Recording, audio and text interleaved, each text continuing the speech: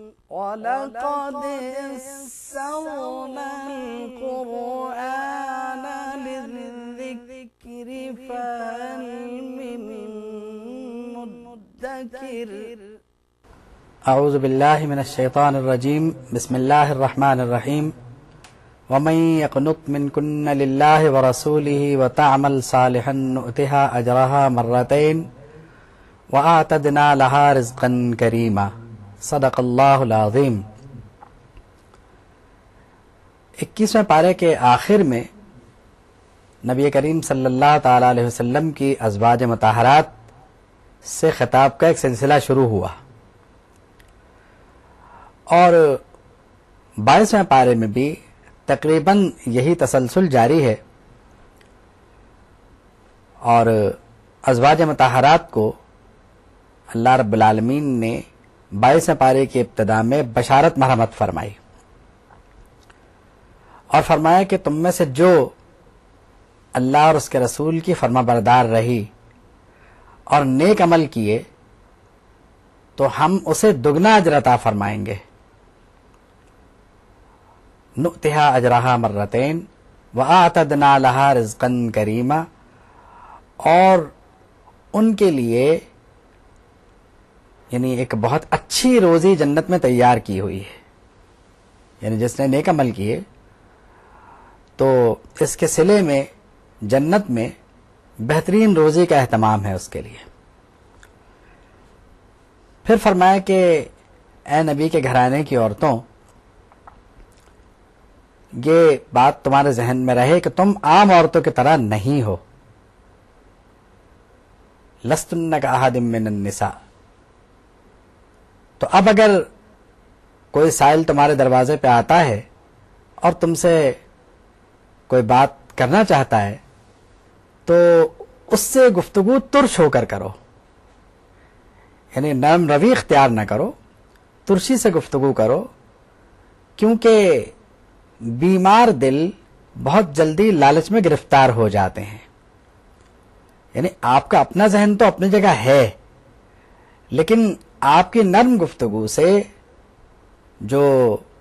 یعنی سائل ہے، جو آیا ہوا ہے، اس کے دل میں کوئی بیماری نہ پیدا ہو جائے، اس لیے بظاہر یہی شو کیا جائے کہ آپ کی جو گفتگو ہے وہ ایسی ہے کہ کام کی گفتگو کر لی جائے اور مطلب کی بات ہونے کے بعد پھر وہ گفتگو منقطع کر دی جائے۔ اور یہ بھی فرمایا وَقُلْنَا قَوْلًا مَّعْرُوفًا، اور انہیں چاہیے کہ وہ اچھی گفتگو کریں، یعنی یہ نہیں ہے کہ آپ سوال کرنے والے سے ایسے گفتگو کریں کہ اس کی دل آزاری ہو، مطلب کی گفتگو کریں، اور گفتگو نرمی کے بغیر، اور آج کے زبان میں جیسے کہتے ہیں ہم کہ ٹو دا پوائنٹ گفتگو کی جائے۔ یعنی اس میں جو مسلمانوں کے گھرانے کی خواتین ہیں ان کے لیے بھی یہ آداب اور ان کا خیال رکھنا بہت ضروری ہے۔ پھر فرمایا کہ انہیں چاہیے کہ وہ اپنے گھروں میں بیٹھی رہیں اور نماز پڑھیں، زکوٰۃ دیں، اللہ اور اس کے رسول کی اطاعت کریں۔ اور پھر اللہ رب العالمین نے اپنی جیسے کنچے کے مرضی جاری فرمائی اور اپنی مرضی کے مطابق اعلان فرمایا انما یرید اللہ لیذھب عنکم الرجس اہل البیت، اللہ تو یہی ارادہ رکھتا ہے کہ اے اہل بیت نبی صلی اللہ تعالی علیہ وسلم تم سے ہر گندگی کو، ہر ناپاکی کو دور فرما دے اور تم سب کو بہترین طریقے سے پاک کر دے۔ پھر حکم دیا گیا کہ انہیں چاہیے یعنی اہل بیت کو کہ ان کے گھروں میں جو نازل ہوا ہے اس کی تلاوت کیا کریں، یعنی قرآن مجید کی تلاوت کیا کریں، اور من آیات اللہ والحکمہ، یعنی اللہ کے آیتوں میں سے آیات تلاوت کیا کریں، اور وہ جو نازل ہوا ہے وہ حکمت سے لبریز ہے۔ اللہ انتہائی لطف فرمانے والا اور انتہائی خبر رکھنے والا ہے۔ پھر اس لحاظ سے کہ مسلمان مردوں اور عورتوں کے یعنی اوصاف بیان کیے گئے اور یہ فرمایا گیا کہ بلحاظ عمل یہ سب برابر ہیں. یعنی یہاں پر یہ مسئلہ نہیں ہے کہ کون عورت ہے کون مرد ہے، جس کا بھی عمل اس کرائٹیریا کے مطابق ہوگا. مثلا ان المسلمین والمسلمات والمؤمنین والمؤمنات، پھر فرمایا کہ یعنی اللہ کے فرما برداری کرنے والے اور فرما برداری کرنے والیاں، سچ بولنے والے سچ بولنے والیاں، روزہ رکھنے والے روزہ رکھنے والیاں، اللہ کا کثرت سے ذکر کرنے والے اور ذکر کرنے والیاں، یہ سب جو ہیں ان سب کے لیے اللہ نے مغفرت اور اجر عظیم تیار رکھا ہوا ہے آخرت میں. مطلب یہ ہے کہ مرد و عورت سب کو اپنے اعمال کے مطابق وہ صلہ عطا فرمائے گا. پھر حکم فرمایا کہ اللہ اور اس کے رسول صلی اللہ تعالی علیہ وسلم کا حکم اگر کسی معاملے میں آ جائے تو پھر کسی مسلمان کو یہ زیب نہیں دیتا کہ وہ اس حکم کی خلاف ورزی کرے، کیونکہ فیصلہ ہو گیا. اب آپ کا دل جو بھی چاہے آپ اس میں کچھ نہیں کر سکتے. اس فیصلے میں ترمیم انتہائی بدبختی اور انتہائی گناہ کی بات ہے. پھر حضرت زید رضی اللہ تعالیٰ عنہ کی زوجہ محترمہ کو یعنی ان کے طلاق کا ذکر ہے، اور پھر نبی کریم صلی اللہ تعالی وسلم سے ان کے نکاح کا ذکر ہے، تاکہ مسلمانوں کو یہ سمجھا دیا جائے کہ منہ بولے بیٹوں کی بیویاں وہ نسبی بیٹوں کی طرح بہویں نہیں ہوتی، ان سے نکاح کیا جا سکتا ہے.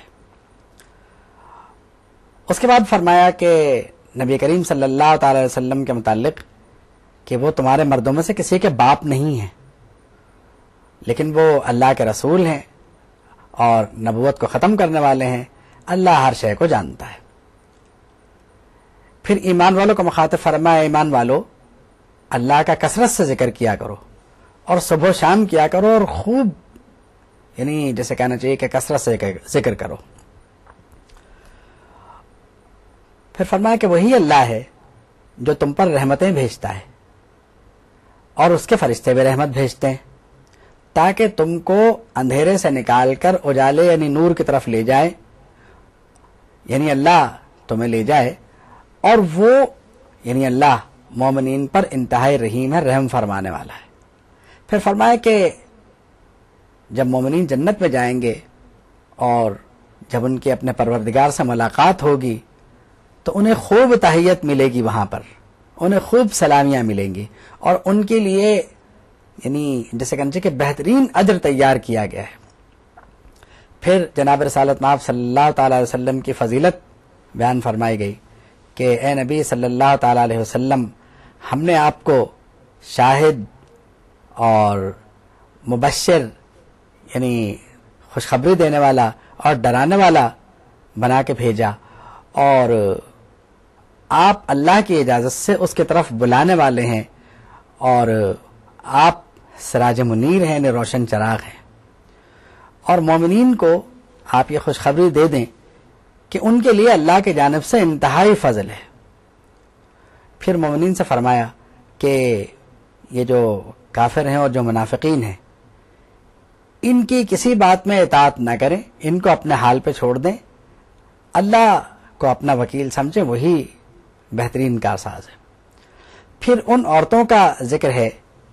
جن کا نکاح تو ہو جائے لیکن وہ رخصت ہو کے نہ جائیں اور رخصتی سے پہلے ان کے طلاق ہو جائے، تو فرمایا کہ ان کی عدت نہیں ہے. اور ان کے بارے میں یہ بھی حکم ہے کہ اگر مہر مقرر نہیں ہوا تھا تو کچھ نہ کچھ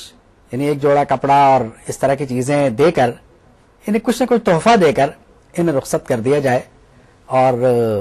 بغیر کسی بد اخلاقی کے انہیں جانے دیا جائے، کوئی رکاوٹ کھڑی نہ کی جائے ان کے لیے.